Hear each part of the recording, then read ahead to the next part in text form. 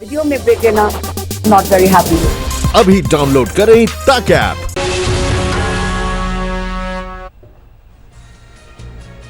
और कोरोना की रफ्तार लगातार बेकाबू हो रही है। स्वास्थ्य मंत्रालय के ताजा आंकड़े आपको दिखा देते हैं। इसके मुताबिक देश में कोरोना के कुल केस बढ़कर 5,66,840 तक पहुंच गए हैं। ठीक होने वाले मरीजों की संख्या 3,34,822 है, जबकि मौत का आंकड़ा 16,893 तक पहुंच गया है। पिछले 24 घंटे में हुए मामलों की अगर बात कर लें तो पिछले 24 घंटे में 18,522 मामले सामने आए हैं। 13,099 मरीज ठीक हुए हैं, जबकि मौत का आंकड़ा 418 है। बढ़ते आगे रुक करते अगली खबर का। खबर जम्मू कश्मीर से, जहां अनंतनाग में मुठभेड़ जारी है। सुरक्षा बलों ने 2 आतंकवादियों को यहां पर मार गिराया है। इलाके में ऑपरेशन हालांकि अभी भी चल रहा है। जिन आतंकियों को मार गिराया गया है वो दोनों सीआरपीएफ जवान और बच्चे की हत्या में शामिल थे। कश्मीर में जून महीने में अब तक 48 आतंकियों का सफाया किया जा चुका है। कश्मीर में कोरोना काल में आतंक के वायरस का भी ठीक से इलाज हो रहा है। हर रोज आतंक पर नकेल लग रहा है। कभी त्राल तो कभी शोपियां तो कभी पुलवामा, बस जगह और तारीखें बदल रही हैं। आज भी सुरक्षा बलों ने कश्मीर में अनंतनाग में 2 मुठभेड़ के बाद आतंकियों को मार गिराया। सुरक्षा बलों को बिजबेहरा इलाके में आतंकियों के छिपे होने की खबर मिली थी। सुबह सुबह सेना ने आतंकियों की घेराबंदी की। खुद को घिरते देख आतंकी गोलियां बरसाने लगे, लेकिन सुरक्षा बलों ने जवाबी फायरिंग में 2 आतंकियों को उनके अंजाम तक पहुंचा दिया। दहशतगर्दों के पास से हथियार भी बरामद हुए। दक्षिणी कश्मीर के अनंतनाग जिले के वाघामा में आज सुबह सुरक्षा बलों और मिलिटेंटों के बीच मुठभेड़ में इस्लामिक स्टेट जम्मू कश्मीर के 2 मिलिटेंट मारे गए हैं। महत्वपूर्ण है कि सुरक्षा बलों का कहना है कि 26 जून को सीआरपीएफ पर बीजमेहाड़ा में जो आतंकी हमला हुआ था उसमें यही 2 शामिल थे, जिसमें एक सीआरपीएफ का जवान और एक बच्चा मारा गया था। अगर कुल मिलाकर जून महीने की बात करेंगे, सुरक्षा बलों ने मिलिटेंसी के खिलाफ ऑपरेशंस में तेजी लाई और महीने के दौरान उन्हें सफलताएं भी मिली। कश्मीर घाटी में सुरक्षा बलों ने आतंक के खिलाफ जबरदस्त ऑपरेशन चला रखा है। इस साल अब तक 118 आतंकी ढेर हो चुके हैं। सिर्फ जून के महीने में 48 आतंकियों का खात्मा हो गया। जम्मू कश्मीर से धारा 370 हटने के बाद पाकिस्तान परस्त आतंकियों का नापाक खेल शुरू हो गया था, लेकिन सुरक्षा बलों ने न सिर्फ उनके मंसूबे को नाकाम किया, बल्कि आतंक के हर चेहरे को भी कुचल दिया। अशरफ वानी, श्रीनगर। और अब रुक करेंगे मुंबई का, जहां कोरोना को लेकर पुलिस की सख्ती बढ़ गई है तो वहीं सड़कों पर गाड़ियों का जमावड़ा भी लग गया है। मुंबई में ऐसा जाम लॉकडाउन के पहले होता था, लेकिन लॉकडाउन के बाद जाम की ऐसी तस्वीर दिखाई नहीं दी। लेकिन आज जो हालात वहां पर हैं, चेकिंग बढ़ने की वजह से लंबे जाम की स्थिति मुंबई की सड़कों पर दिखाई दी।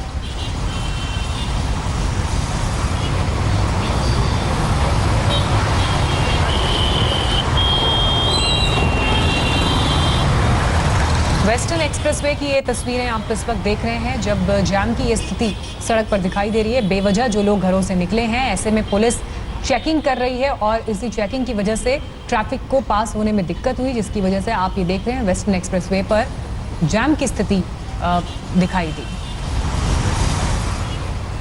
एक और छोटी सी ब्रेक ले यहाँ रुकना होगा, फौरन होंगे हाजिर, देखते रहिए। आज देश के सुरक्षा पर खतरे वाले ऐप्स पर सरकार ने एक्शन लेना शुरू कर दिया है। चीन के सिर्फ 59 ऐप्स पर तो पहले ही पाबंदी लग चुकी है। कई और चीनी ऐप्स पर पाबंदी की तैयारी की जा रही है। चीन के दूसरे ऐप जिनसे देश की सुरक्षा को खतरा हो सकता है, उन पर पाबंदी लगाने की तैयारी शुरू हो चुकी है। टेलीग्राफ एक्ट के तहत संचार मंत्रालय इंटरनेट सर्विस प्रोवाइडर को किसी भी वेबसाइट ऐप का डेटा रोकने को कह सकता है। इन सभी ऐप्स का डेटा अगले 1 या 2 दिन में रोक दिया जाएगा। Google play store, app store से ये ऐप हटा दिए गए हैं। इनके अपडेट भी नहीं मिलेंगे। डेटा रोकने पर यूजर्स को फीड मिलनी बंद हो जाएगी और केवल पुराने वीडियो ही दिखाई देंगे। आपको बता दें कि यह प्रतिबंध अंतरिम है। अब मामला एक समिति के पास जाएगा। संचार मंत्रालय के संयुक्त सचिव इसके अध्यक्ष हैं। अन्य मंत्रालयों के प्रतिनिधि इसमें शामिल हैं। प्रतिबंधित ऐप समिति के सामने अपना पक्ष रख सकती है। इसके बाद समिति ये तय करेगी प्रतिबंध जारी रखा जाए या फिर इसे हटा दिया जाए। QC browser ban, CamScanner. Modi सरकार ने चीन के ऐसे 59 ऐप पर बैन लगा दिया है। गलवान में 20 भारतीय जवानों की शहादत के लिए जिम्मेदार चीन के खिलाफ नरेंद्र मोदी सरकार ने बहुत बड़ा फैसला किया है। इससे पहले भारतीय सुरक्षा एजेंसियों से चाइनीज ऐप की एक लिस्ट तैयार कर केंद्र सरकार से अपील की थी कि इनको बैन किया जाए या फिर लोगों को कहा जाए कि इनको तुरंत अपने मोबाइल से हटा दें। इसके पीछे दलील ये दी गई थी कि चीन भारतीय डेटा हैक कर सकता है। सरकार के फैसले की जद में जो चीनी ऐप आए हैं उनमें TikTok, Helo, Vigo, Likee, Share it, Xender, UC Browser, Baidu Map, Clash of King, DU Battery Saver, Beauty Plus, Club Factory, News Dog, Selfie City, Virus Cleaner, CM Browser, YouCam Map, WeChat शामिल है। भारत सरकार द्वारा अभी 59 Chinese app को जो प्रतिबंध लगाया है, confederation of all India traders Bharat सरकार का और प्रधानमंत्री श्री मोदी का बहुत आभार व्यक्त करता है। हमारा जो चीनी वस्तुओं के बहिष्कार का कैंपेन है उसके लिए सरकार की ओर से बहुत बड़ा समर्थन है और अब और तेजी के साथ हम लोग पूरे देश के अंदर अपने इस अभियान को चलाएंगे और सरकार से ये भी आग्रह करेंगे कि जिन चीनी कंपनियों के साथ सरकार के कोई अनुबंध हुए हैं, चाहे वो केंद्र सरकार हो या राज्य सरकार हो, उन सभी अनुबंधों को भी रद्द किए गए। चीनी ऐप्स को बैन करने की भारत सरकार ने 7 वजहें बताई हैं, जिनमें इंफॉर्मेशन टेक्नोलॉजी एक्ट के सेक्शन 69A के तहत बैन किया गया है। इनसे भारत की सुरक्षा, संप्रभुता और एकता को खतरा बताया गया है। ऐप्स के जरिए 130 करोड़ भारतीयों की डेटा की सुरक्षा को खतरा बताया गया है। अवैध तरीके से यूजर का डेटा चोरी कर भारत के बाहर मौजूद सर्वर पर भेजा जा रहा था। इन ऐप से लोगों की प्राइवेसी को खतरा बताया गया है। संसद के अंदर और बाहर भी इन ऐप्स को लेकर चिंता जाहिर की गई थी। सरकार के इस कदम की चौतरफा तारीफ हो रही है। पेटीएम के विजय शेखर शर्मा ने भारत सरकार के कदम की खुली तारीफ की है। हालांकि पेटीएम में चीनी कंपनी अलीबाबा की बड़ी हिस्सेदारी है। विजय शेखर शर्मा ने ट्वीट कर लिखा है कि राष्ट्रहित में साहसिक कदम, आत्मनिर्भर ऐप इकोसिस्टम की तरफ एक कदम। ये भारतीय उद्यमियों को आगे आने के लिए और देश के लोगों के लिए सर्वश्रेष्ठ ऐप निर्माण का समय है। कांग्रेस सांसद शशि थरूर ने चीनी ऐप्स पर बैन की तारीफ करते हुए ट्वीट किया है कि मैंने संसद में चीनी मोबाइल ऐप्स के खतरे का मुद्दा उठाया था। मैं मंत्रालय से बैन के बारे में विस्तार से जानना चाहता हूं। साथ ही मैं देश के लिए अधिक सुरक्षित वैकल्पिक सेवाओं का सुझाव और प्रचार करने के लिए भी कहूंगा। वहीं झारखंड के मुख्यमंत्री हेमंत सोरेन ने कहा है कि सरकार ने बैन लगाने में देर कर दी। केंद्र सरकार ने निर्णय लिया होगा, कई निर्णय ले भी रही है और इसका असर और इसका प्रभाव अगर सही मायने में वो गलत है तो ये बातें मुझे लगता है सोचने में केंद्र सरकार ने विलंब कर दिया। चीन अंतर्राष्ट्रीय कंपनियों को अपने यहाँ किसी भी ऐप को चलने की इजाजत नहीं देता। दूसरी तरफ वो चाहता है कि उसके ऐप पूरी दुनिया में इस्तेमाल किए जाएं। लेकिन मोदी सरकार ने तय कर लिया है कि अब चीन की मनमानी किसी हाल में नहीं चलेगी। हर मोर्चे पर उसे जैसे को तैसे का जवाब दिया जाएगा। दिल्ली से राहुल श्रीवास्तव के साथ आज तक ब्यूरो। अब टिकटॉक ने भी बयान जारी करके कहा है कि डेटा की सुरक्षा को लेकर वो गंभीर है, कानून का पालन कर रहा है। उसने कभी नियम और कानून की उल्लंघन नहीं किया है। टिकटॉक ने कहा है कि डेटा सुरक्षा को उसने सर्वोच्च प्राथमिकता दी है। बैन का वो पालन कर रहे हैं और सरकार के आदेश के मुताबिक कमेटी के सामने पेश होकर सफाई भी देंगे। लेकिन उनका ये कहना था कि हमने कभी किसी विदेशी सरकार या संस्था के साथ डेटा शेयर नहीं किया, ना चीन के साथ शेयर किया, लेकिन फिर भी सफाई देने का एक मौका हमें मिलना चाहिए।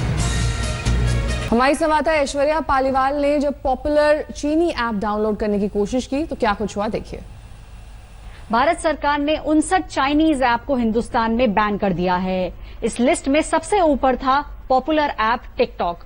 हम आपको बता दें, डेटा के अनुसार हिंदुस्तान में 200 मिलियन मंथली यूजर्स थे इस ऐप के, लेकिन अब ये ऐप हिंदुस्तान में अवेलेबल नहीं है। एक छोटा सा डेमो करते हैं। हम गूगल क्रोम पे जाते हैं, टिकटॉक पे क्लिक करते हैं। सबसे ऊपर टिकटॉक ऐप आया है, इसको क्लिक करते हैं। इसमें साफ लिखा है ये आइटम आपके देश में अब अवेलेबल नहीं है। एक और कोशिश करते हैं, इसकी जो मोर इन्फॉर्मेशन लिखा है उस पर क्लिक करते हैं। यहां पर भी आपको डाउनलोड का ऑप्शन कहीं नहीं नजर आ रहा है। आपको इसमें मिल रहा है this item is not available in your country. ये आपके देश में ऐप अब अवेलेबल नहीं है। एक और कोशिश करते हैं, गूगल प्ले पे जाते हैं, जो प्ले स्टोर है गूगल का।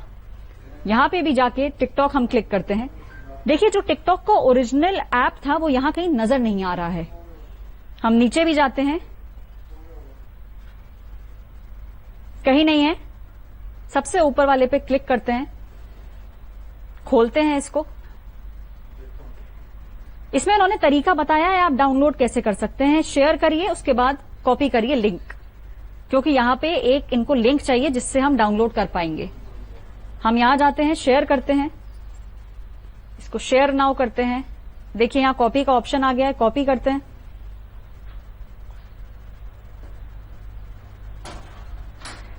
पेस्ट करते हैं, डाउनलोड।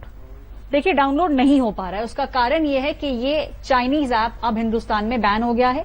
एक और कोशिश भी करेंगे, दोबारा कोशिश करते हैं डाउनलोड करने की, नहीं हो पा रहा है।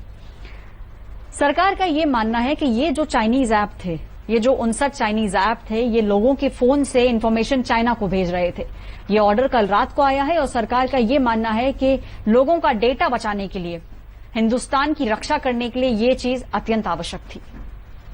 और अगर ग्लोबली बात करी जाए तो 2 बिलियन डाउनलोड्स हैं टिकटॉक के, और हिंदुस्तान में 200 मिलियन लोग हर महीने इसको डाउनलोड करते थे और इसका इस्तेमाल करते थे।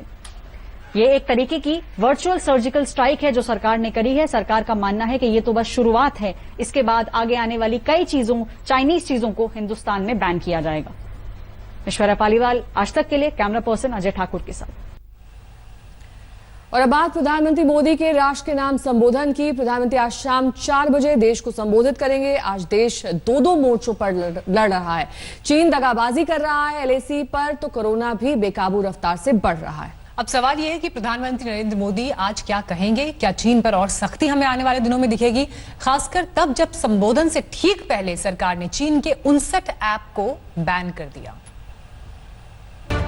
हिंदुस्तान के हर नागरिक को बचाने के लिए घरों से बाहर निकलने पर पूरी तरह पाबंदी लगाई जा रही है।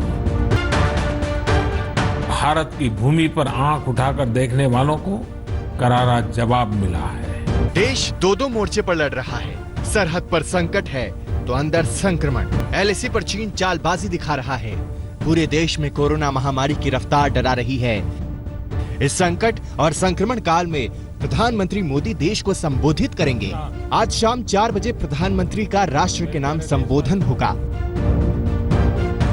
उम्मीद की जा रही है कि प्रधानमंत्री आज चीन पर भी बोलेंगे और कोरोना पर अपना प्लान बताएंगे। चीन की दगाबाजी पर प्रधानमंत्री अपनी मन की बात रख चुके हैं। प्रधानमंत्री ने साफ कर दिया कि भारत दोस्ती निभाना भी जानता है तो आंख में आंख डालकर जवाब देना भी जानता है। लद्दाख में भारत की भूमि पर आंख उठाकर देखने वालों को करारा जवाब मिला है। भारत मित्रता निभाना जानता है तो आंख में आंख डालकर देखना और उचित जवाब देना भी जानता है। चीन पर सर्वदलीय बैठक के बाद प्रधानमंत्री पहली बार चीन पर खुलकर बोले थे। 20 जवानों की शहादत को याद करते हुए पीएम ने तब कहा था कि जवानों का बलिदान बेकार नहीं जाएगा। मैं देश को भरोसा दिलाना चाहता हूं, हमारे जवानों का बलिदान व्यर्थ नहीं जाएगा। हमारे लिए भारत की अखंडता और संप्रभुता सर्वोच्च है और इसकी रक्षा करने से हमें कोई भी रोक नहीं सकता। एलएसी पर अब भी तनाव है। मोर्चे पर सेना तैनात है तो बातचीत का चैनल भी खुला है। लेकिन संबोधन से ठीक पहले भारत ने चीन पर डिजिटल स्ट्राइक कर बता दिया कि हिंदुस्तान दुश्मनों को सबक सिखाना जानता है। सरकार ने चीन के 59 ऐप पर बैन लगा दिया। अब सवाल यह है कि क्या प्रधानमंत्री अपने संबोधन में चीन पर और चोट करेंगे? क्या चीनी टेंडर भी रद्द होगा? सभी देशवासियों को देश की जंग कोरोना के खिलाफ भी है। प्रधानमंत्री कोरोना काल में अब तक 5 बार देश को संबोधित कर चुके हैं। पीएम मोदी का पहला संबोधन 19 मार्च को हुआ था जब जनता कर्फ्यू का ऐलान हुआ। फिर 24 मार्च को पीएम ने पहले लॉकडाउन की घोषणा की। 3 अप्रैल को कोरोना का अंधकार भगाने के लिए उन्होंने दीप जलाने की अपील की। बाद में उन्होंने ही लॉकडाउन 2 और 4 का ऐलान किया। सभी पर बल दिया गया। हमारी जिंदगी सिर्फ और सिर्फ कोरोना के इर्द गिर्द ही सिमट कर रह जाए।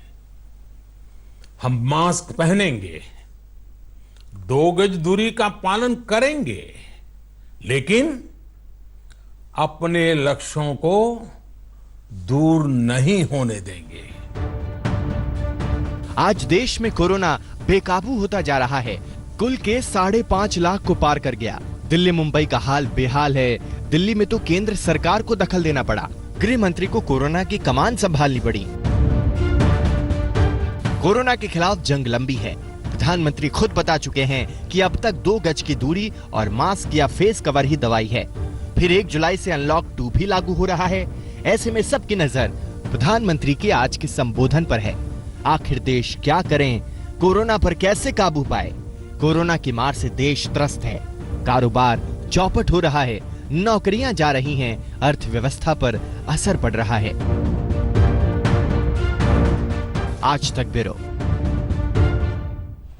नमस्कार, मैं हूं अंजना ओम कश्यप। हमें उम्मीद है ये वीडियो आपको पसंद आया होगा। लेटेस्ट खबरों के लिए यूं ही देखते रहिए आज तक, और इस वीडियो के पसंद आने पर लाइक, शेयर एंड सब्सक्राइब करना ना भूलें।